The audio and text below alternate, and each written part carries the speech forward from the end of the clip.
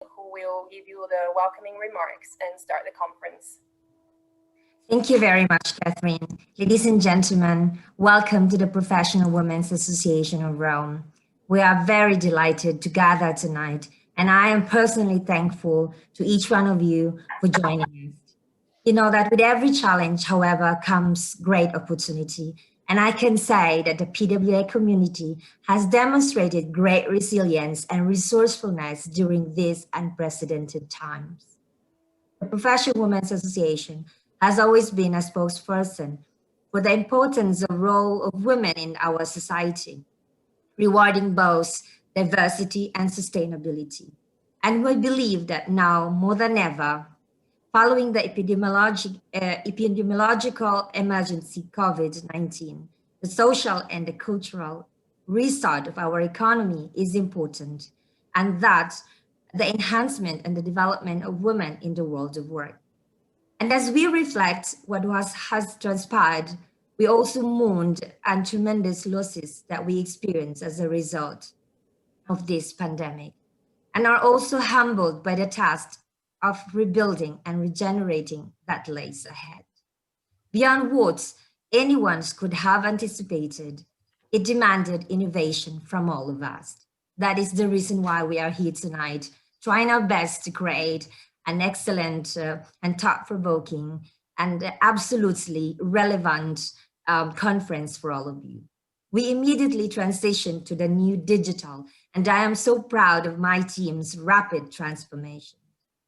You know, our activities such as the eConferences, the digital networking activities, and our BOLD program have provided for a much needed respite from the everyday challenges of isolation that many have experienced. We look ahead towards 2021 with optimism and resolve. The challenges facing the associations like us, PWA, are numerous and profound, but we are committed to doing our part in facilitating collaboration and dialogue to help men and women, members of this community, to recover and thrive. None of this would be impossible without your support, without our members, without our partners, for which I am immensely grateful. And for tonight, allow me to thank our speakers, Dr. Pier Luigi Spada, Gabrielle Kluck. She's also one of our outstanding members, Catherine Schopfer, Sonia Di Battista, and Dr. Raymond Hamden. And first of all, I would like to welcome Dr. Pier Luigi Spada because he is our speaker and moderator for tonight. Welcome. Hello, dear friends. Let me call you this way. I'm Pier Luigi. I'm a medical doctor. I'm an acute care surgeon. And I have to admit that I'm really motivated to be here with all of you to share our thoughts or even our research about this wide land that is resilience, and that is of a paramount importance in this very moment in this pandemic. Well, since I'm a medical doctor, I was wondering, but is there a medical way or perspective to talk about resiliency? I mean, a doctor cure a patient, a surgeon operates, but is there a possible way for a doctor to talk about resiliency? And then I came to the conclusion that yes, but at one condition, that each one of us and all the others as well should start to think to the human being as a whole. I'm a dissector because, yeah, you know, because of my profession, but we have to unite everything together. And resilience is something that is a sort of field rules that so all the different parts of our beings, as well as on the contrary, regret, rage, grudge, greed, disassemble all of us. We were talking about the new election in the United States. We have seen the example of a past president who was moved by greed, and he dissolved in several parts, something that need to be united, because this is what is written even in the name of the nation. This is something that all of us would like to find out how to. But which parts are the anatomy of resilience? So I was checking, I was reading a lot, and I found in the Gospel of Luke, at the chapter number 10, there's a scholar who was trying to stood up and test Jesus, and he asked, Jesus, well, what should I do to inherit the eternal life? And Jesus said, what is written in the law? Which means, how can I be complete? I don't want to talk about religion, but I want to take this like a pedagogical tool to understand it better. So how can I be complete? And Jesus said, what is written in the law? How do you read it? And he said in reply, you shall love the Lord with all your heart, with all your being, with all your strength, and with all your mind, and your neighbor as yourself. He replied to him, you have answered correctly, do this, and you will live. That means that to be alive, you have to reconnect these four parts: the body, the strength, the mind, the emotion, and the soul. So there must be four different kinds of resilience. A physical resilience, and for sure, Catherine will talk about this in her experience. There's a lot about resilience. The physical resilience now has also science, because there are quite recent, 2 years old papers that have studied the so-called immunoresilience, which is a connection between mind and the immune system. The more you are resilient in your mind, the more your immune system works better. Resilience attenuates the adverse effect of stressors on immunity. So it's a sort of anti-inflammatory tool for patients that can be trained at home. And this relationship is univocal. So the more you're resilient, the stronger is your immune system, and vice versa. The stronger you are in your immune system, the more resilient you are, because you feel better. So the feeling is another aspect that helps your body in your physical resilience. Changing the immunophenotype, which is the aspect of your immune system, can alter resilience. So people who have been struck by some disease, like COVID, they can be affected even in their ability to resist and to be resilient. And the relationship can be also motivated by a connection, which is weird, but there are many curiosities about this, with the bacteria and the virus and the fungi that lives in our intestine, the microbiome, the microbiota. It's funny because I'm not a drinker. I like wine, good wine, but if you drink a lot of wine, if you drink a lot of alcohol, your microbiome changes and start to produce substances that makes you craving more alcohol. So it's an ally for a vicious behavior. There's a lot of connection between what we think is just abstract, like mind, and what actually is really, really concrete, like the flora that lives in our intestine. So resilience works also in our body. There are many suggestions like cut the sugar, eat healthy, cook, but we'll develop this with the other friends going on. Then there is the mind. So there is a psychological resilience.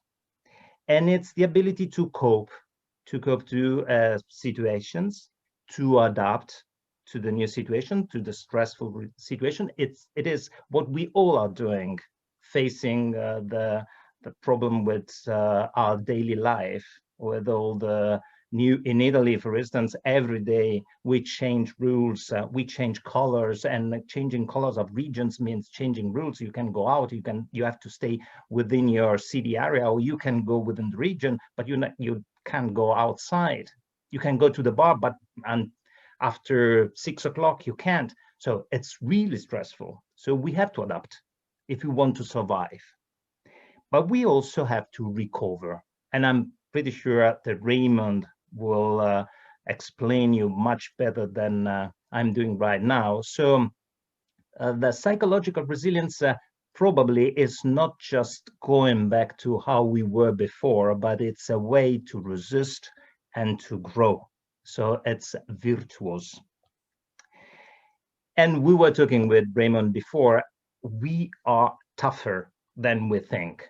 We feel weak, but weirdly, once something so stressful embrace the community, we are really strong.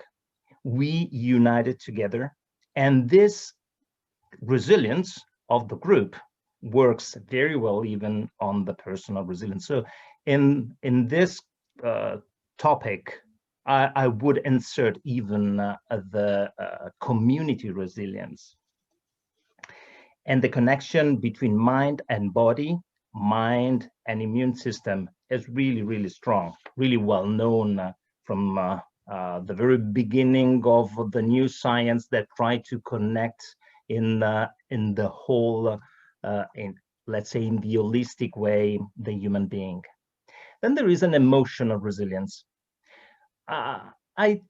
I want to develop this a little bit deeper because in this period, the rate of breakups and divorces raised. Why? It's not something in your mind because you are the same person, but there's something in the connection, in how you feel the relationship, in how much you can spend your energy to stay together with a person. In China is a real outburst of divorces. But also in my personal experience, I've seen lots of breakups among my friends. So there is also another part, the connection between people that have this, let's say, feeling or maybe contract that became weak. Even there, we have to be resilient. Even there, the couple, the friendship, should resist and find new ways. I think it's the experience I shared with all of you that some friends behaved in a weird way. But if it is the love that moves towards the feeling and the friendship, then it's resilience that should work. And I called you friends at the beginning, and now I talk about friendship because friends from the origin of the word comes from ancient German. The word was Freund, that means love. So something you love, not in a specific way, but some things you care about. But most important was the opposite of enemy. So it's like resilience and hatred. They are different, completely different. Resilience is a friend. So we have to be friends with ourselves. We have to love ourselves. We have to find the energy to reunite it, all of us. And the last one is the spiritual resilience. And there I stop my introduction. Yeah, there is an interesting study of the Concordia University in Chicago, 2018. They studied a population of elderly, and they show that those who had, but this is also in the blue zones, they've seen that those who had a very active spiritual life, they were more able, more eager to cope and find a solution and live longer and healthier. So this demonstrates that the connection of all these four parts is what makes a whole and united and reassembled. And in this very moment, find this makes us for sure more able to face and cope and find a way to get out stronger from the situation. So after this very difficult lessons of anatomy of resilience, so I try to think how to dissect resilience. We'll try to go deeper in each one of these aspects. because I'm for sure convinced that each one of the next speaker will develop in a very interesting way this fundamental topic. So I'll pass the word to Gabrielle Kluck. It's hard to introduce people who are really rich of CV, but let's say that she is the director and ombudsman and mediation services at the United Nations World Food Program. So it's either in the role or in the institution, it's a huge responsibility. Gabrielle. Well, thank you, Pier Luigi, for giving me the word, and really great to be here tonight. Thank you for the organizers, Gerlie and Catherine. I really enjoy talking to my own PWA community, and resilience is something that keeps me quite busy since this COVID started, and actually already much longer before, because obviously people come to me as ombudsman when they have problems, and when they very often are already quite some time facing these problems, which affect their health and their mental state and their emotions, as well as their their soul level. So all the things that Pier Luigi just talked about, I'm quite familiar with the effects on individuals whose resilience in these areas is tested. Now, for me, resilience is not a standalone thing. It's not something that is dependent on the individual only. It's not something that you collect and then I have more than you. It comes from an accumulation, for me, of actions by different actors. So I want to give you three things to think about, and then at the end, a huge, some of the challenges that I see that we're facing systemically.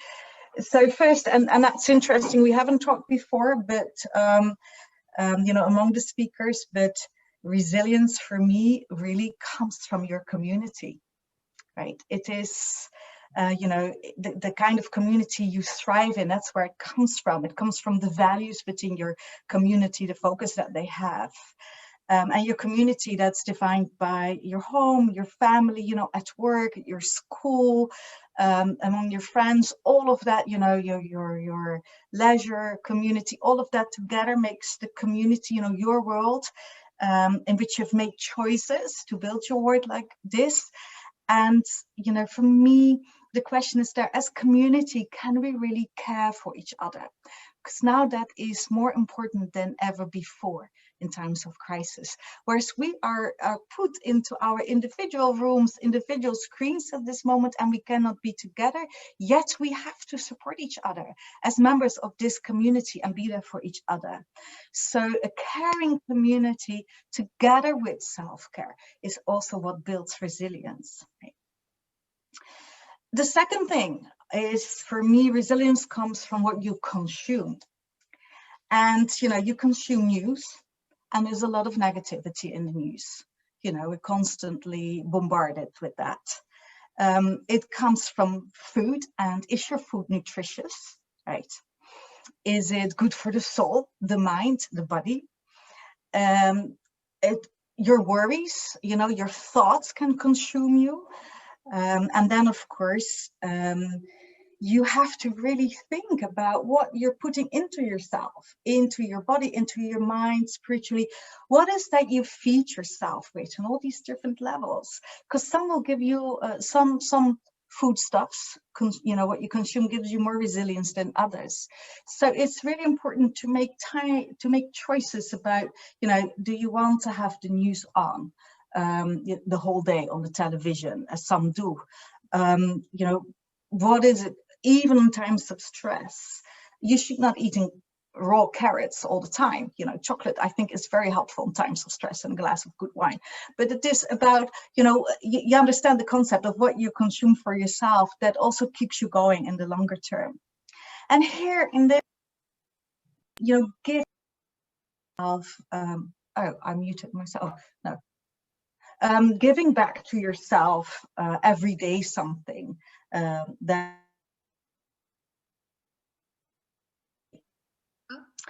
And the third point I want to put forward to you is that resilience comes from connection, and that is a connection.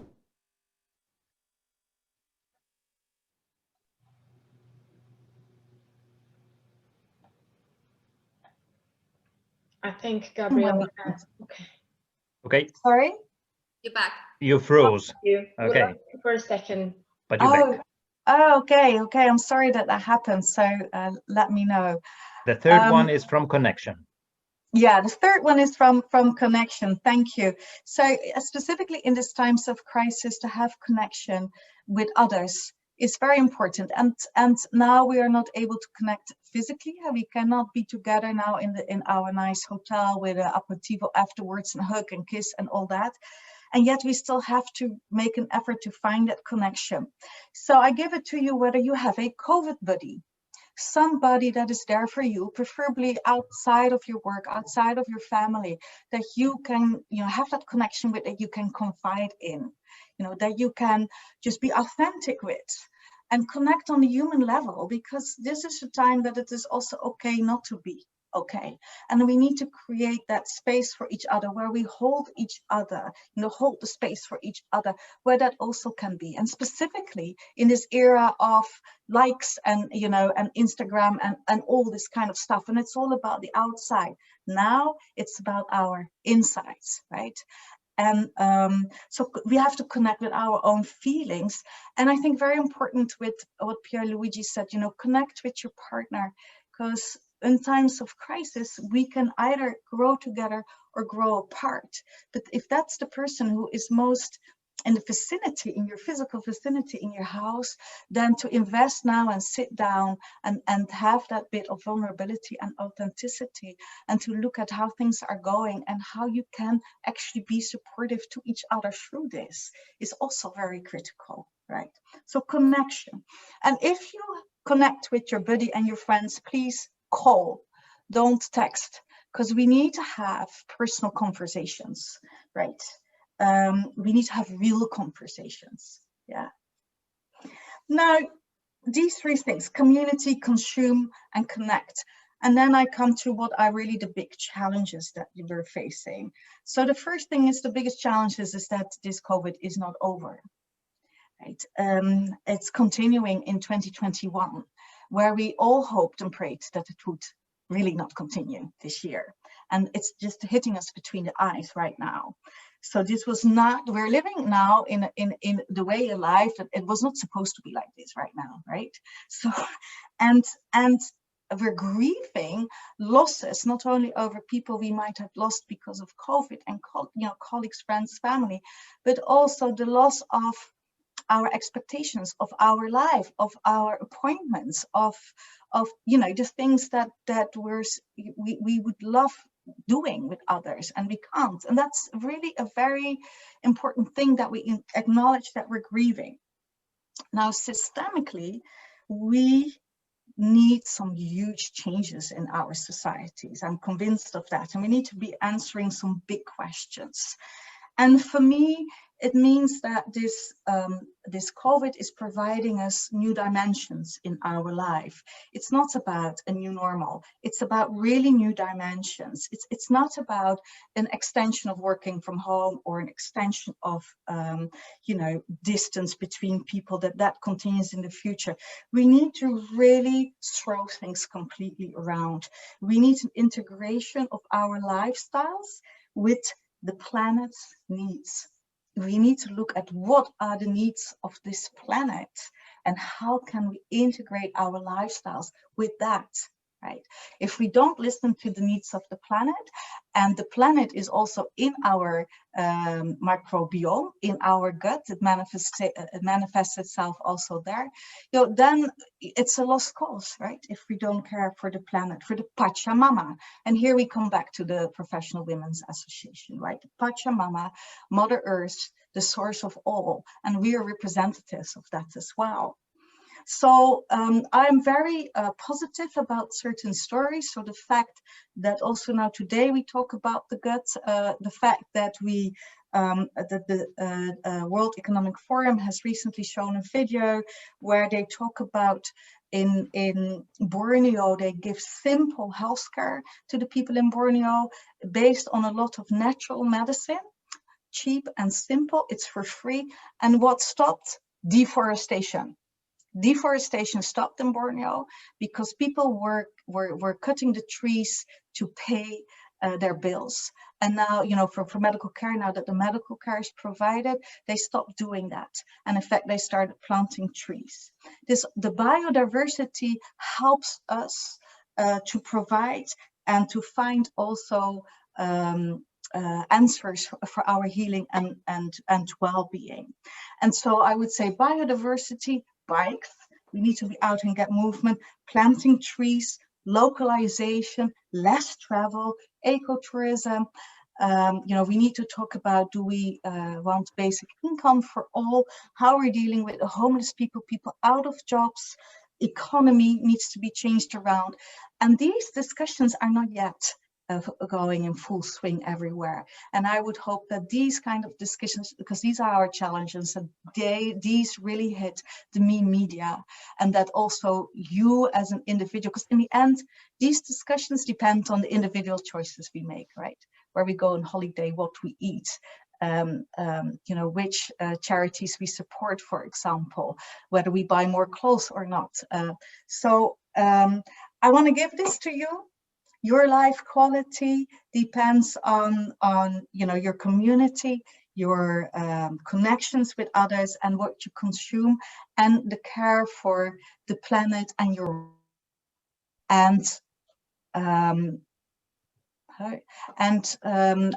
you know, the beauty is that we have here a community in Rome of the Professional Women's Association, where we have these platforms where we can share our ideas. So thank you very much. And over back to you, Pier Luigi. Thank you, Gabrielle. Your thoroughly description of this aspect, very interesting. Quality more than quantity. It's not something that you eat a lot. Resilience is something that comes from experiences, something rich of qualities, and it changes from one another. An expert for sure in this is Dr. Raymond Hamden, that is a clinical and forensic psychologist, who is going to follow you, Gabrielle, and I'm pretty sure that will be lots of insights from his speech. Thank you very much. It's always a wonderful opportunity to speak with a lot of other people, because one of the things that I've learned in the many, many decades of working in the field of psychology is that everybody has a role to play. And if we listen to each other, the life will be much, much fuller. Many of you speak several languages. It's not just one language. If you ever wanted to only speak one language, come to the United States. People here mostly just speak English. But in the rest of the world, we have a broader way of thinking. Even though I was born here in the United States, my parents were Lebanese immigrants, and my mother happened to be trilingual, and my father bilingual, and many relatives who could speak more than one language. And the purpose of speaking more than one language is that it broadens your understanding of the world. Patterns repeat themselves, and just as having more words to relate to one object broadens your understanding of that object, so does people's thoughts. Almost 8 billion people on this planet, 8 billion ideas. Now the joke is, if you get 100 psychologists in one room, you'll have 175 different opinions. But what I'm talking about is being able to understand a concept from different people's angles. One of the things that I'd like for you to consider is that it's never right or wrong. It's never good or bad. It's just a matter of preference. And we have to respect each person's perception because it's based on their experience.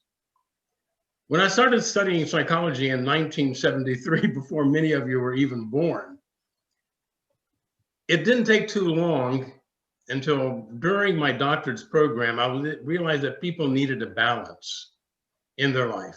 So I started examining what could these possible balances be.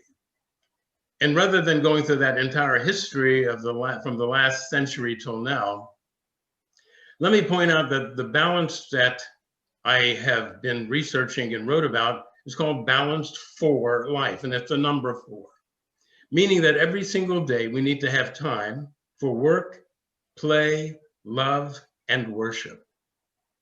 Now, work is coming in different components. It could be an earned income, doing volunteer work, being a student, also being a house parent. How many times in my career did I hear a woman in my office with her family say, "Oh, I don't do anything, I'm just a housewife"?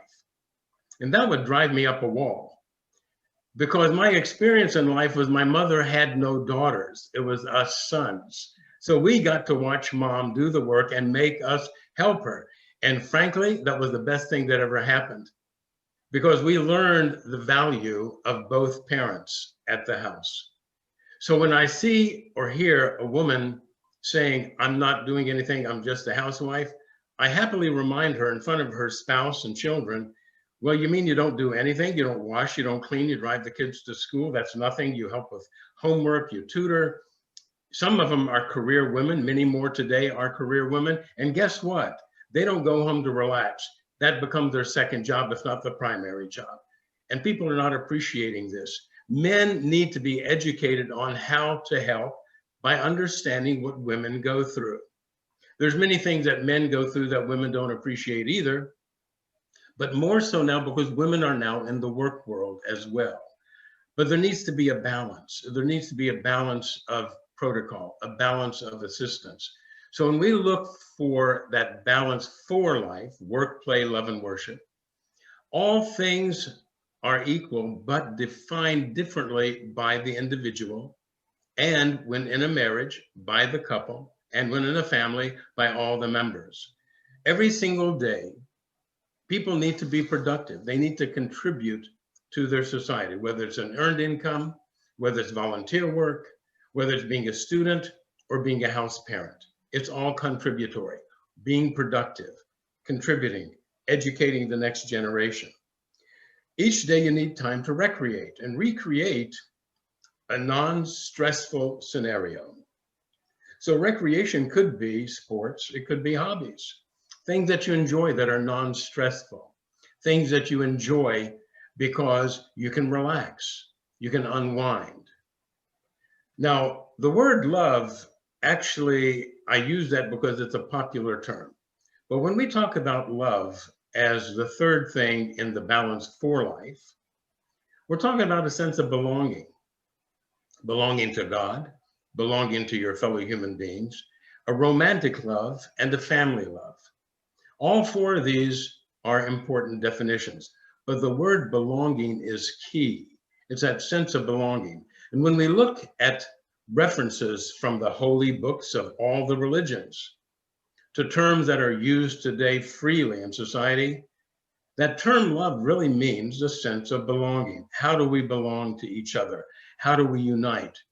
I've learned 4 things in life: that there is a God, what goes around comes around, patterns repeat themselves, and you can never hide the truth. Well, where do patterns repeat themselves? We see this in everyday life. I'm going to give you an example.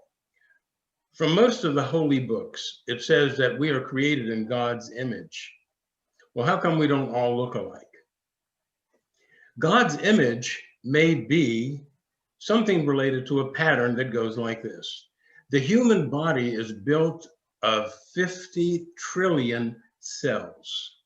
Each cell is individual, but that cell has got to cooperate with other cells of that organ. That organ has got to collaborate with the other organs of the body.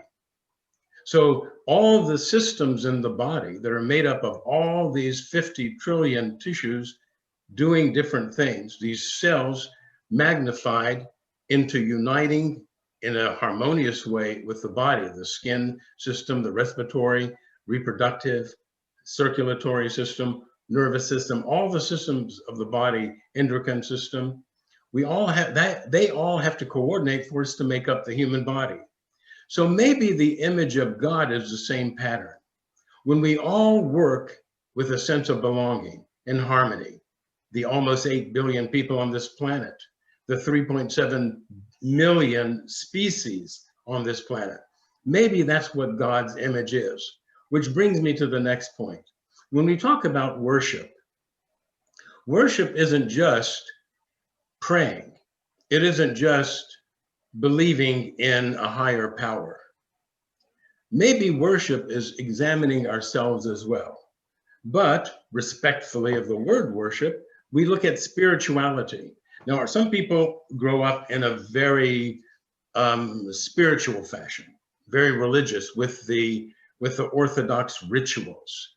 Some people grow up with a spiritual doctrine that says you don't have to do the rituals to feel close to God. Some people don't even have to believe that God is human-like, but is a spiritual force. Whatever way you believe is not a matter of right or wrong or good or bad. It's your preference. It is your connection. Your connection to this universal energy in Islam is called Tawheed. In Christianity, omnipresence. In Judaism, transcendence. Many different terminologies to describe the same thing. So rather than making your religion your politics as to who's right or wrong, be accepting that we're all working towards the same track, but we have different personalities that may require us to appreciate things in a different way. The way to do that is to self-discover. And that is part of your worship process, is self-discovery, understanding who you are. And you can do this through your mission statement in life, your uniqueness, and your boundaries. Your mission statement is your values and your attitude. What do you want to be when you grow up? What do you want to have said on your tombstone, hopefully many, many years away from now after a long, healthy, happy, and productive life? But what is your eulogy going to read? That doesn't mean you have to write it so it'll be read for you, but write it so you have goals, so you have aims. Examine what is your values and your attitude about life. And it doesn't matter which religion. The 10 Commandments apply to the Abrahamic religions. Read the Bhagavad Gita to understand how it applies in human understanding and existence. Buddhism, all the different factors. When we all come together with that harmonious understanding, that becomes the image of God, where therefore it doesn't take away from our particular individualization, and it doesn't take away from other people's values or attitudes. So uniqueness would be the next thing to examine. What are your traditions and what are your customs? Christians believe that Jesus was born on a particular day. That would be the custom. But what is the tradition? Do you go to church? Do you have a family gathering? Do you have dinner together? Do you go to a movie? Do you play football in the afternoon after the Christmas parade? What is it that's traditional for you? Boundaries is also something that needs to be taught and respected from a very early age. And the early age means don't tell your children, I'm not going to teach you about God or religion until you grow up and you make a decision. They have to have a foundation. And that foundation doesn't have to be a particular religion. It could be a spiritual understanding of universal connectedness. But teach it through ethics and morals. Ethics is a global understanding of what's right or wrong. Morals is how you're taught to behave within that boundary. And this is the 4 balances of life. Balance for life is work, play, love, and worship. Into this comes many different components that can be discussed later. The brilliance of all of us meeting today is we share ideas, and our ideas grow, just like the more words we know from different languages can expand our understanding of even that one object. And let me give you an example. Somewhere in the world, somebody developed a stick, and if you put some material over it and spread it out, it's called an umbrella in the United States. Now, what the hell is an umbrella? I have no idea where that word comes from. But if you listen to what the word is in Arabic, the word is shamsiyi, which means a protector from the sun. That same object that protects us from rain in one area protects us from heavy sunlight in another. And then for those of you who are French speaking, German speaking, Russian speaking, Examine those words. I remember teaching an ethics class in university, and I happened to have 26 students who spoke, among them, 8 different languages. And I asked them to group together according to their language. And I want them to define from their language what the word ethics is and what the word morals is in their particular language. It was brilliant what we learned. It expanded from just basically morals and ethics are right and wrong. The ethics is the global understanding, morals is how you behave it. To listen to the words that were used from different languages was absolutely brilliant. So I look forward to learning from all of you for the rest of today's session. Thank you, Raymond. We are building a new body of consciousness about resilience. It's funny because I was thinking about the umbrella, and in the Scandinavian language it's called parapluie, which means it protects me from the rain instead of from the sun. Yeah. So it's still a protector.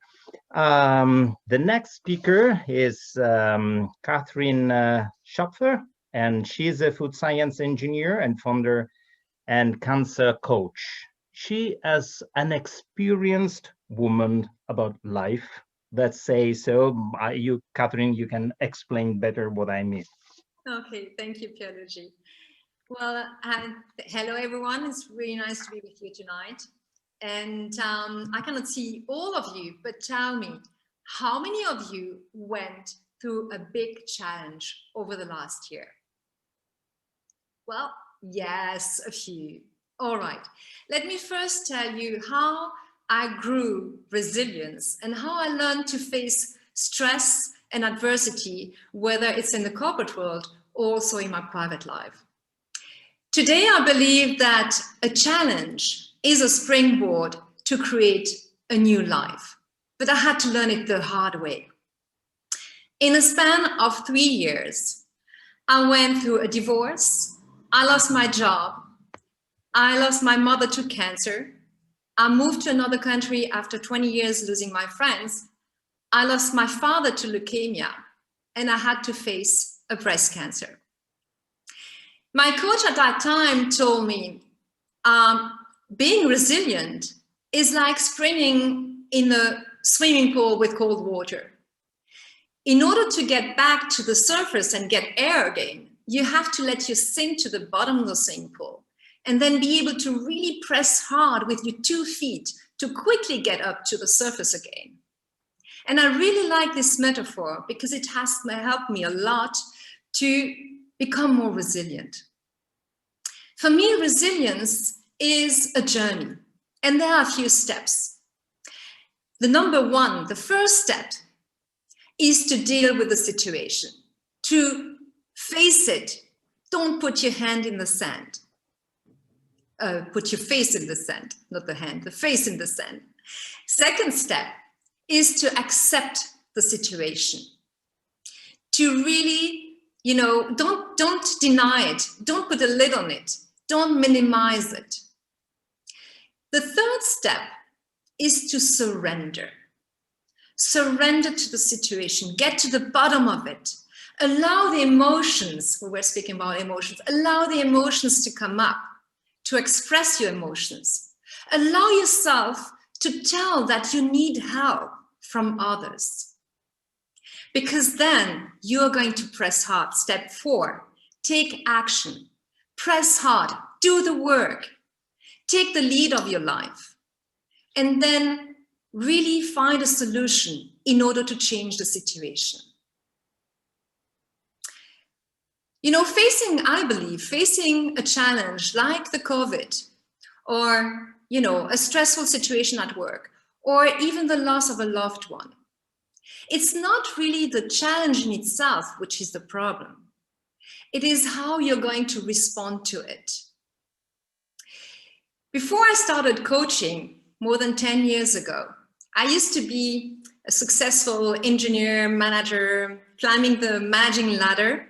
I had 2 beautiful young daughters, a husband, a house, friends. Well, some would say I had it all. Yes, but I was so stressed. I had the feeling I was only managing, managing work, managing kids, managing life, managing husband, or maybe not, I don't know. But I didn't take the time to live. And, you know, instead of facing the situation and changing it in order to feel better, what did I do? I denied it. I put a lid on it. And I worked even harder to make sure I would satisfy everyone. And this is exactly how you create an extreme situation that can come up to a burnout or a disease. The key is, in fact, to do life changes and some small life changes in order not to hit the wall. Today, I'm a cancer coach. I help people go through cancer in the best possible way so that they can heal and especially have a better life after than ever before. And resilience is part of the healing. I use a holistic approach, and we spoke about that before.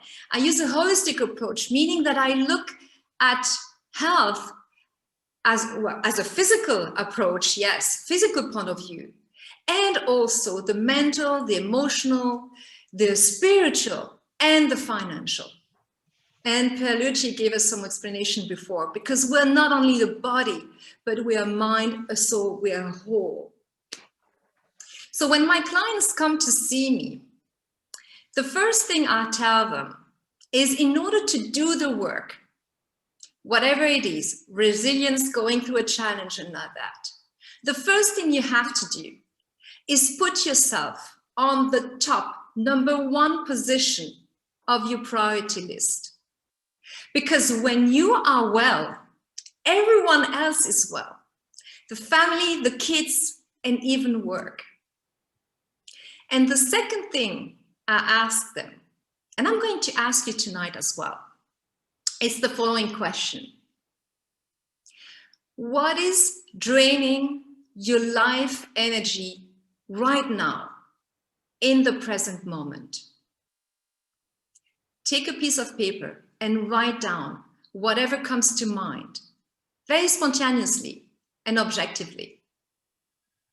And later on, you're going to take action on that. Tonight, I'd like to share another few tips that I would like to share with you, just when you face a challenge. Think about your nutrition. Gabrielle spoke about nutrition so importantly. You know, change your diet. Make sure you have a more alkaline diet. Drink a lot of water, still water, as simple as that. Exercise 20 minutes every day. And you know, even if in lockdown, jumping jack in front of a window is already enough. Laugh every day. Make sure you laugh. This is about the mindset. Make sure you laugh, and it's going to have an impact on your body and on your immune system and everything.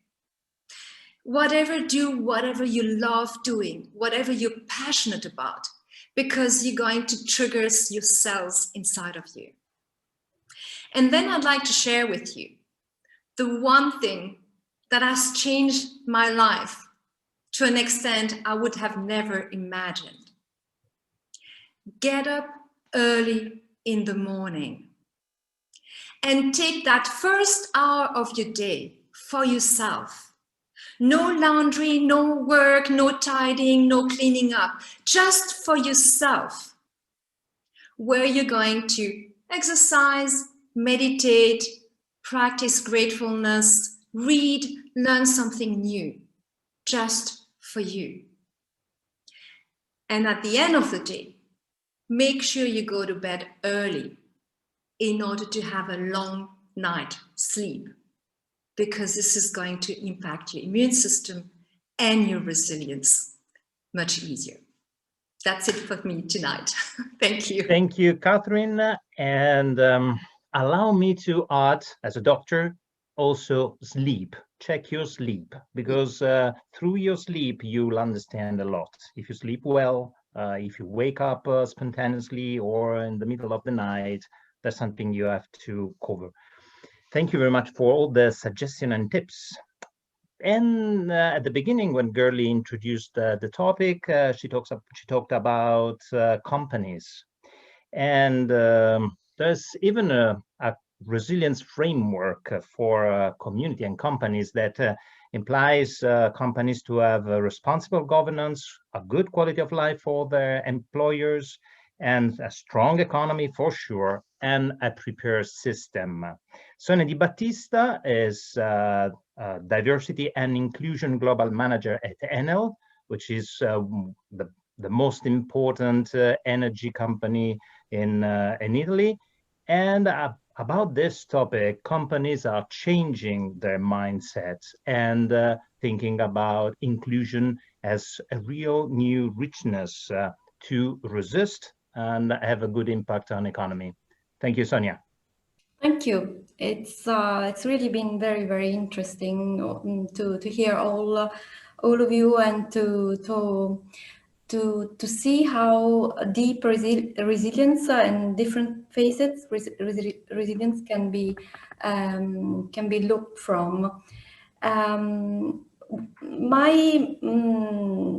My speech wants to focus on what resilience is, but also to see two aspects of resilience. From one point of view, an ability to ensure survival of human beings, in this case, in a very volatile context. But there is also another aspect that I want to underline. So from one point of view, how to survive and ensure living, but from another point of view also, how to cope with crisis, but also to get an overall benefit. So how to thrive out of a crisis, which is the other point of view. And this is important because from one point of view, we need to, in companies, we need to create the conditions for this resilience to spread. And this is what I will talk about. How a company can create the conditions for resilience. Companies themselves need to create resilience and face crisis and create processes in order to survive and also to thrive and to flourish. And companies do the same thing also for their employees. And this is a bit what we do in our unit. I work in the People Care and Diversity Management unit at ENEL. And we've been discussing these topics, in particular, how to care for well-being for employees, and also how to care for the uniqueness of people inside the organization, how to make sure everybody brings their whole selves at work. And I use these terms because they've been already used in previous interventions. This is what we believe. We believe that we as human beings are got multiple diversities that we bring at work. Some of them are visible, some of them are invisible, and actually our well-being depends on how much of our entire individuality express itself in the work context. And so the aim of the company is making sure that everybody is in the condition to express their own potential at work. And this is why ENEL has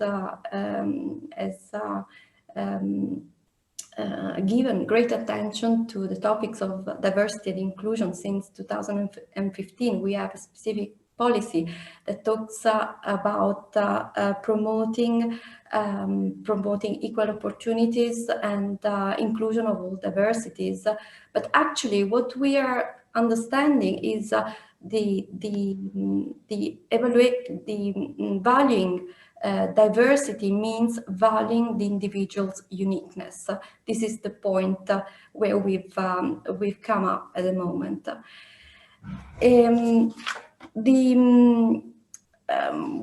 I can tell you a bit what has happened, for example, with the COVID emergency. The company has put in place a lot of actions in order to make sure people felt safe, first of all, and immediately after they felt psychologically safe, and this was realized by creating task force, putting everybody in smart working,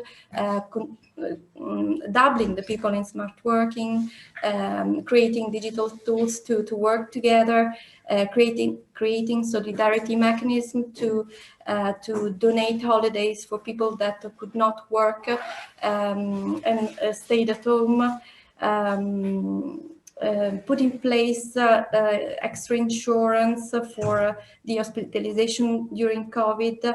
So a series of actions to make sure people felt safe in the new context. At the same time, the people and organization function thought it was very important to train also another part of the another important part, which was for example, as we were saying before, the play with children. So specific video pills were created, and numerous contents were created just for the COVID emergency to give smart working tips, to make sure the new life people were living in the new context was balanced, and so people could create their own new balance in the new context. New training sessions, for example, to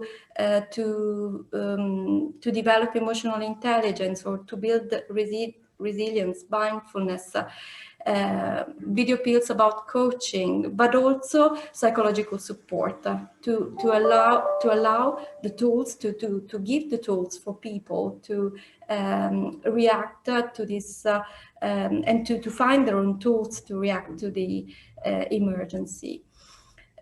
We had to protect also the time of because in this new context, what happened was there was an extra full, the work somehow entered into the family, and the family entered into work. So there was an imbalance that took place. And so it was important to share guidelines about how to use time, how to use meetings, not to crowd too much meetings into the daily agenda, and also to protect the times for meals, to protect the times of weekends. And this was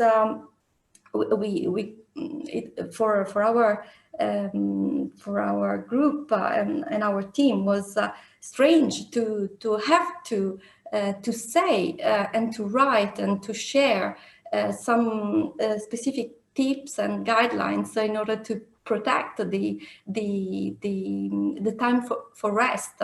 But this was particularly important in this period.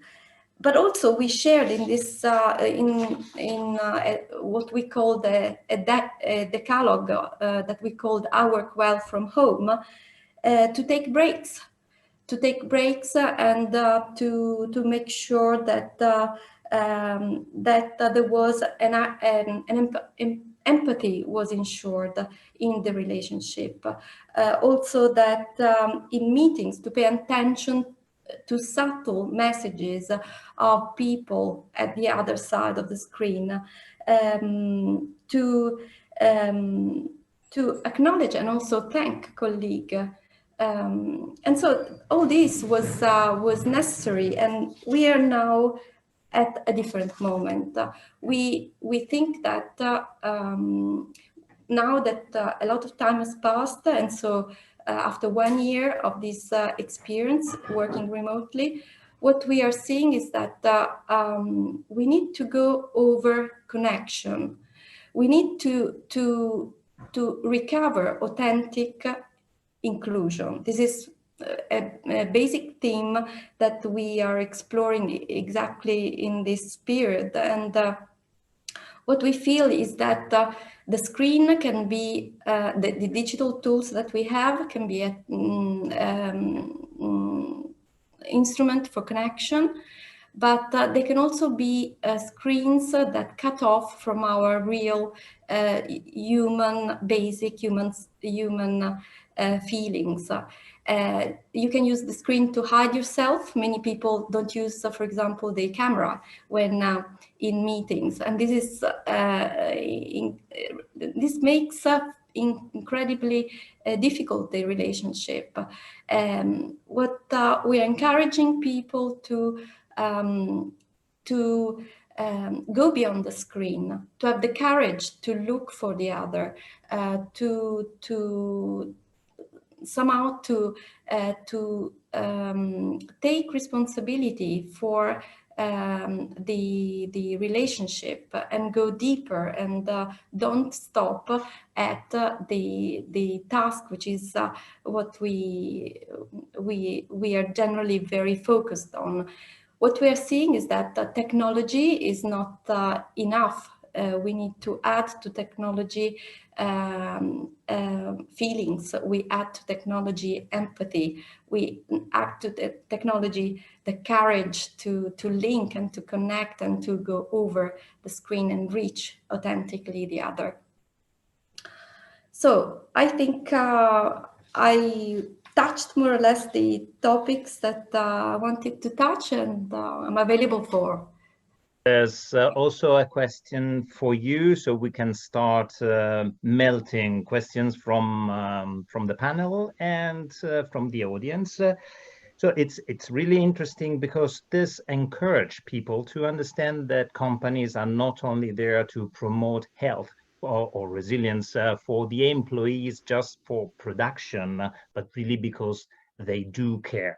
Because it's so easy to talk about the companies, but companies are made of people. It's a congregation of people, so they look after each other. But Silvia, the question is for you: how ENEL behave from inclusion and diversity? Do you ask the real opinions of the employees, or a process that comes from bottom up or from above?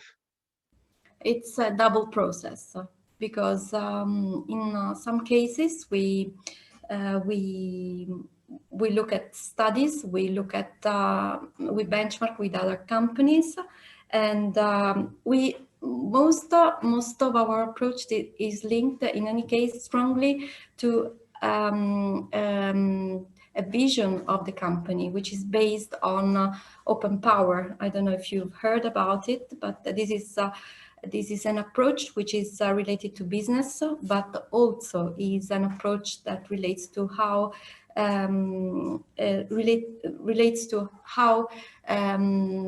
we think people should behave with each other.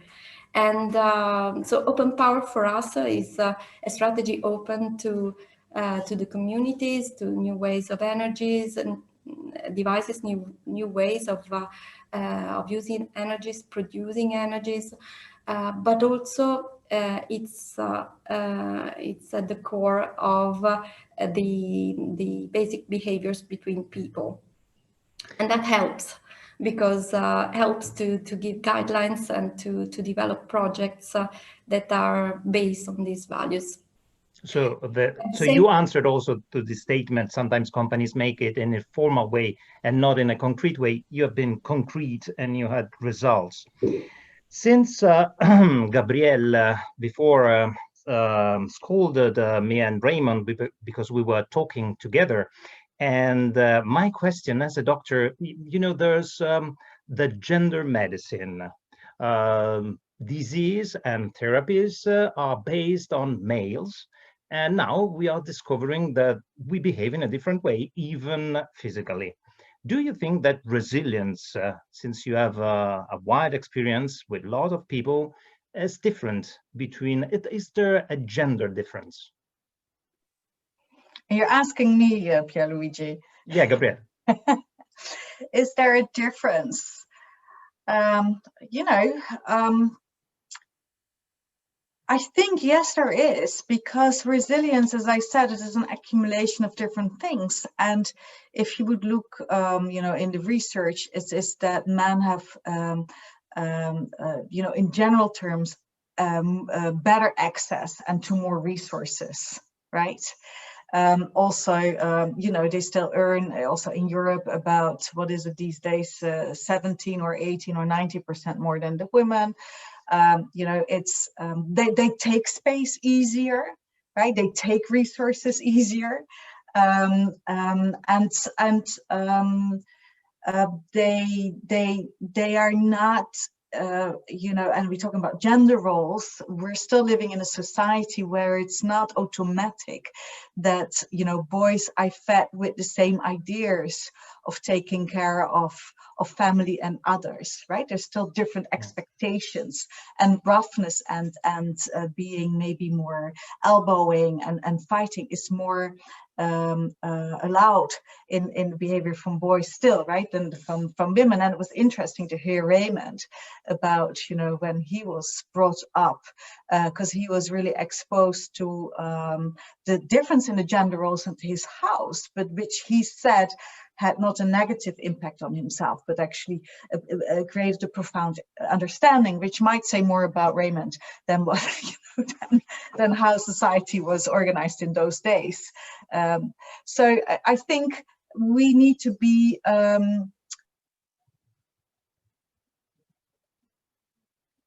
having, you know, different gender. Also means that we deal with resilience in different ways, and that, you know, and I think at this moment, and you talked about divorces, or one of you talked about it, it might be that we see now in our micro, you know, communities at home, that the women have more need to talk, and the men actually, you know, find it very hard to talk about their emotions at this time as well. And yes, and we need to now break through it. So coming back also to what Sonia said, you said, and I wrote it down, authentic inclusion. That's where we need to go to, but it requires an effort from everyone, despite how, you know, how you feel about it, or what your, you know, your natural or gender-based inclination is to deal with this, right? Thank you. Thank you, Gabrielle. Oh yeah, Catherine. I'd like to add something, because I have another experience with clients coming to me on a personal level, not on a corporate level. And there is a difference, certainly, between men and women. And I would say women, because they have more ease to express their emotions, they go through the process of resilience sometimes easier, more easily than men. Men tend to be very strong and keep it and put the lid, you know, that's what I was saying in my speech. So not ignoring that, but really showing strongness, and they break inside. And I think resilience is what I was trying to say, is that you need to surrender. You need to go deep. You need to let everything out, because as long as you keep the emotions, and like, as long as you don't go through the whole process of surrendering and going deep into the bottom of the swimming pool, you're not going to get up. So I believe, well, at least in what I do, that in order to get back up, you need to go deep, and going deep is also meaning expressing your emotions, vulnerability, and all this, which is sometimes for a man difficult. Not everyone. I got men who were really able to express their emotions, but not everyone. I want to add a question to you, Catherine, about your experience. You said that one of the 4 aspects is to accept, to deal, to surrender, and take action. There's an Irish way to say that also Buddha apparently said, that is, does the spoon taste the soup? So sometimes we delegate, we think that some other institution, but we have the tools, the means, or sometimes we have to find out where are the tools and the means to work our resilience. What is your experience with those who tend to delegate to outside themselves the resolution of the problem of the stress? Then we go to Raymond, because I want his point of view as well. So I believe the solution is not outside. You cannot delegate. It's even your health. You are a doctor. I'm not going to delegate my health to you. I'm going to use you as a tool. Right. But I will decide myself, and I will keep the solution or my own decision here. And I think it's really important because when you delegate, is that you give your life to the others, and you delegate your responsibility.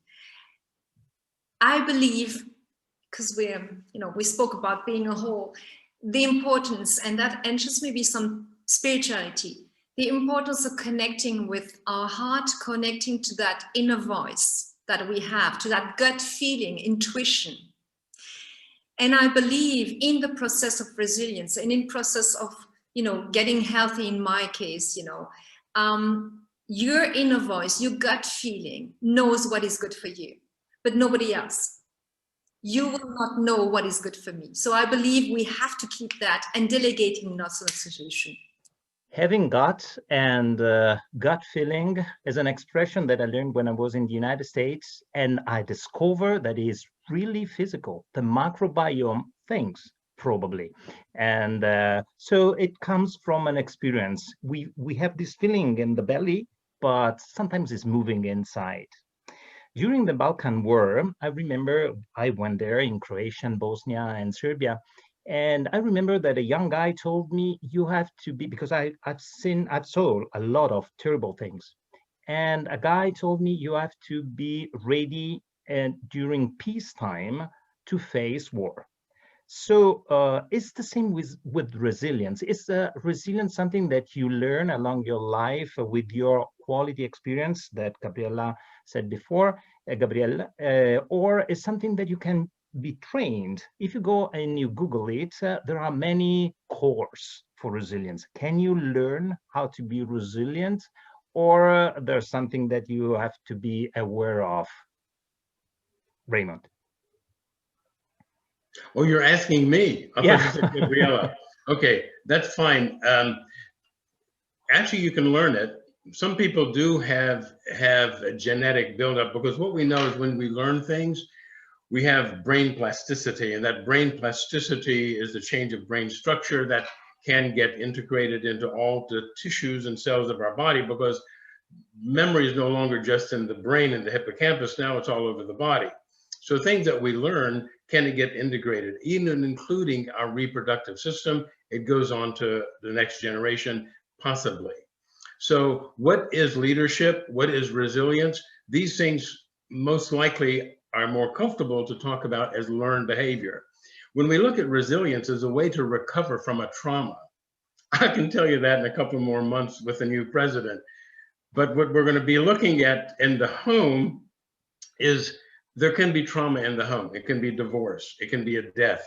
It can be many, many things that are losses. It can be a trauma that is life-threatening, or we perceive it. Many times things that are life-threatening don't happen directly to us, but they affect us because we saw it, we witnessed it, like post-traumatic stress disorder. So resilience is something that can be learned in certain aspects. My experience, however, in families of divorce, children do not become resilient. They become adaptable to the situation because it affects them forever in some way. Even when parents say, oh, we had an amicable divorce. Really? I'm happy to hear about that. And maybe you learned how to get along. But the divorce has a lot more psychological impact. So what is the resilience there? It may be more adaptability. So yes, you can learn to come close to it.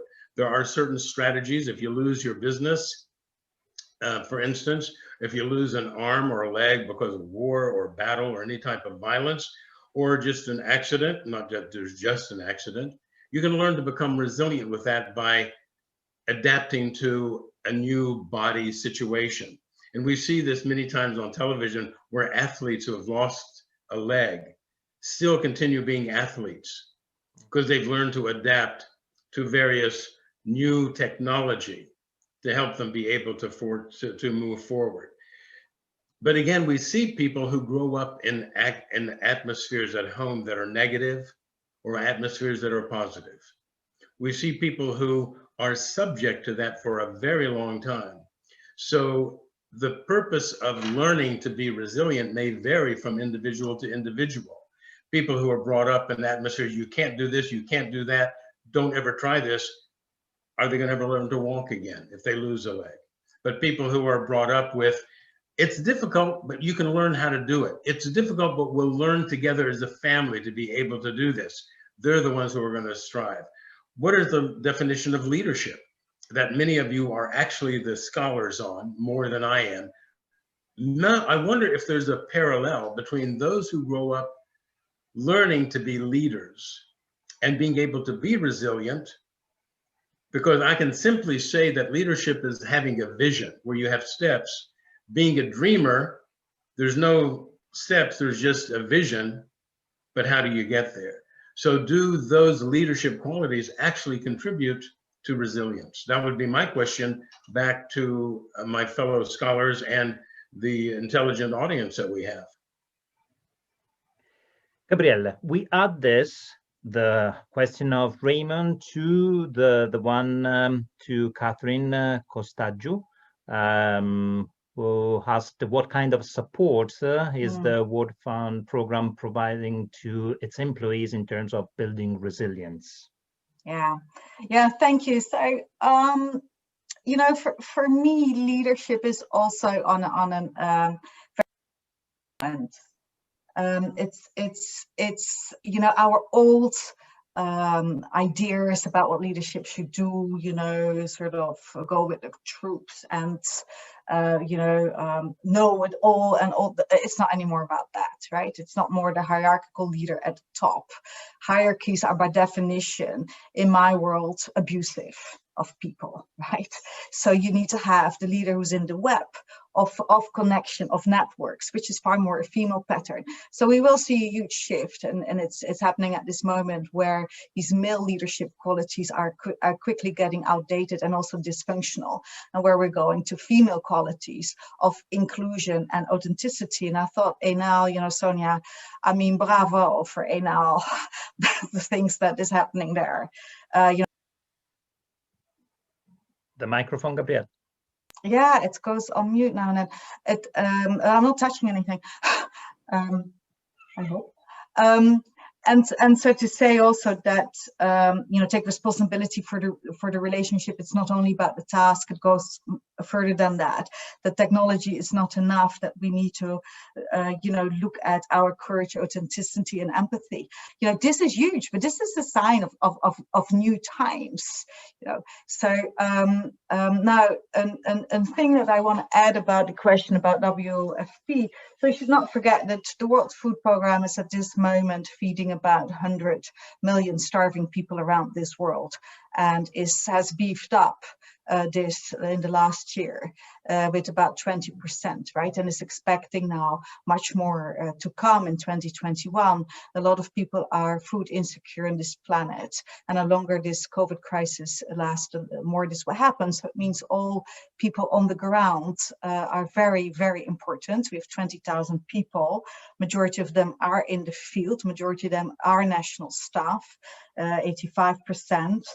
Our national staff. What does WFP really do for them? Well, first responses at the moment of the crisis were to make sure that people had sufficient health insurance as well, that contracts were extended to make sure that they could either repatriate if needed, or you know, find other jobs, or you know, bridge their contracts so that they would not be without health insurance. WFP has set up for all the humanitarians in the world, you know, the United Nations Humanitarian Airline Service. At one point of time, this was the biggest flying airline in the world. Beginning of COVID, it was all run by WFP. We also have been building field hospitals for humanitarians who would be affected by COVID. So 6 field hospitals. WFP is the major organization who medevac humanitarian workers from front lines all over the world. You know, we've done that. We've done issues about relief. There's been people who talk to me that they worked in Yemen and they could not go and leave because there were no flights. And they said, I felt like I was in a prison. And that really affected their mental state. There's been a call going out to other people, specifically here in the Roman HQ, that they could go into these areas and relieve these people. So they looked for volunteers. We all volunteered in my office. One was matched and has gone to Mali, basically to Timbuktu and to Bamako to relieve people there. You know, there's been a possibility to do online health consultations and staff counseling consultation, as well as ergonomic consultation. How does your home office look like? Can we improve it for you? You know, so these kind of things are done, but not the bits that is so essential, which is on the soul and emotional level that Sonia talked about. ENEL did, you know, to have this conversations about connection and about empathy, and you know, how do you make that happen in times of crisis, right?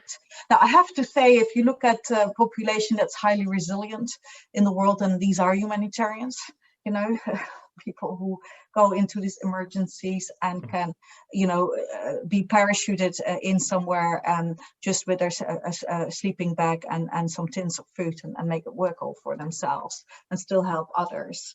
Thank you. We do have a concern about this. Yeah. Thank you, Gabrielle. You're welcome.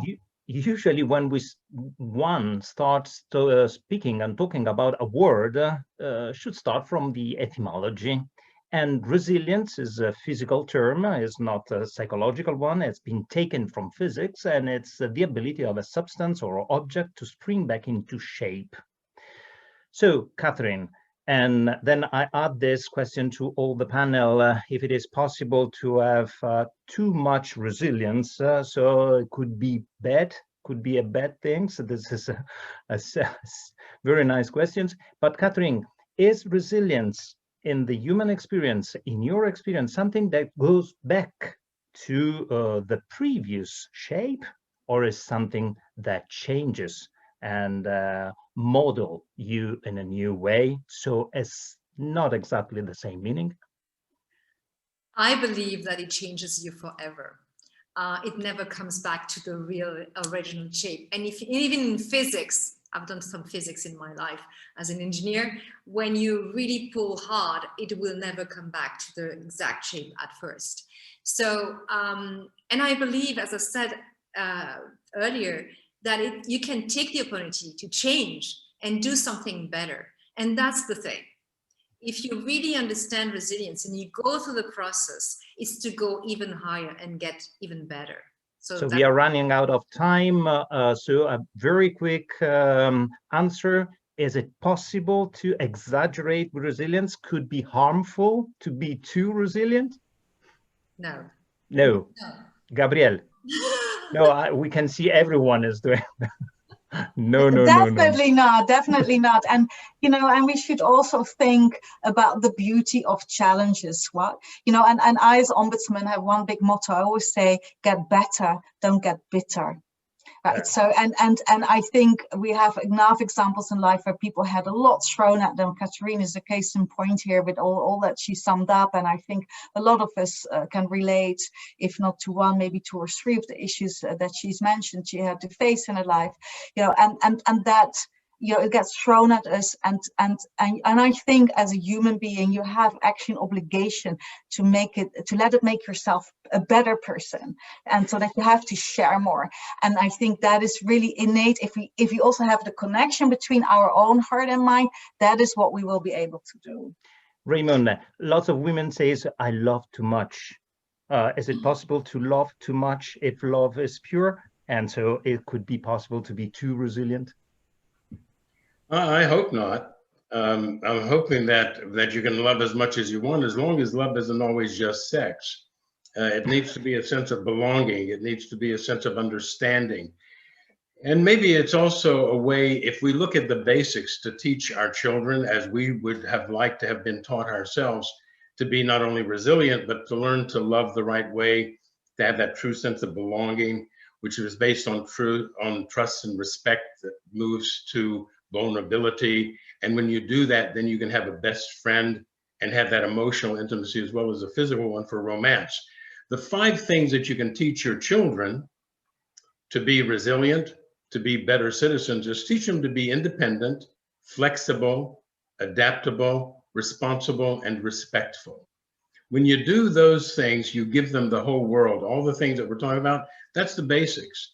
One of the things I taught my daughters, I have 5 children and 11 grandkids, 3 daughters and 2 sons, and two of my daughters and my wife happen to be listening to this program today. So hopefully they'll confirm it as well. You know, I never told them about any rules that you have to have in having a relationship, but I taught them that you have to be responsible and respectful of yourself. To be respected by a partner, you have to respect yourself. To be respectable, you have to be responsible. And taught my boys the same as I taught my girls, that it's not just a girl's responsibility to be respectful, it's a boy's responsibility. And to base your love, to understand what love is, that sense of belonging, build trust and respect. And there's no such thing if a boy says, trust me, I'll respect you in the morning. That doesn't work. That's a line. So in girls today, I'll tell you the same thing. Don't use that line. Girls are doing that now too. What you want to do is build that trust and respect that's ongoing to where you're vulnerable with each other. You can say anything you want, and you'll know it'll never be used against you. When you have that, then you have the intimacy. If it's a romantic friendship, then it'll have the physical components. But if it's not, it has the emotional intimacy and friendship. Those 2 things put together, according to the research and experience, that's that sense of belonging that we call love. But that's not even what determines whether the relationship will last. The relationship endurance is with the commitment. And commitment is how you match each other and support each other unconditionally with your differences and your mission statement in life, your identity in life, your uniqueness, as well as your boundaries. Thank you, Raymond. Last word to Sonia, and then to Gerlie. Sonia, promise to give your email so you can answer all the people that were asking about the program at ENEL, so you will be more specific. Yes, I think in the definition of resilience, there is a very strong connection with our nature of humanity, and that's why we cannot have enough. In my opinion, we have a level of resilience at the moment which is not enough, and so we haven't reached our full potential. So my answer is no, and a lot needs to be done, especially in the new situation where we're all living digitally. We need to learn new skills to develop this resilience in this new context, which is completely non-natural. Okay, so resilience is something that also we need to redefine according to the context. So this is something that we always need to remember. Thank you very much. Thank you very much to all of you. So for the conclusion of this meeting, this very wide chat, I would like, and I don't know if I can ask it, but it would be very interesting if you can write it down, because it would be a very interesting paper with lots of insight that could be useful for everyone. But this is just on my point of view. Gerlie. Right. Well, thank you so much. It has been a very, how would I say that, very enriching panel. And I was totally carried away. And I thank each one of you, most especially the audience. They were very quiet at some point because I know they were totally into it. And for the speakers, and I hope you also enjoyed the panel, among other speakers. And I would like to invite you to follow PWA, www.pwarome.org. And we will see you next time. I will pass the word now to Catherine Costagiu to close the panel. Thank you.